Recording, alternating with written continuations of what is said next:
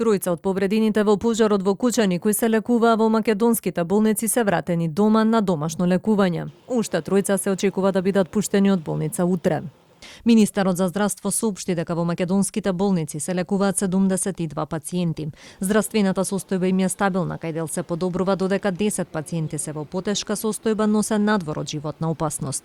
Таравари речи дека на сите пациенти пред да бидат пуштени од болница ќе им бидат направени токсиколошки анализи.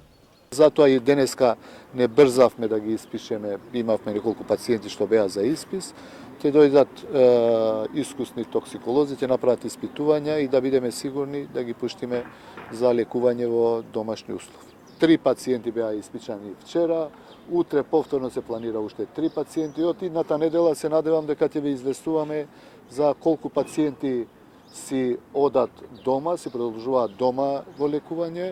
И исто така ќе ве известуваме од идната недела некои од пациентите кои што полека ќе почнуваат да се враќаат од странските држави и ќе продолжат со лекувањето во Македонија.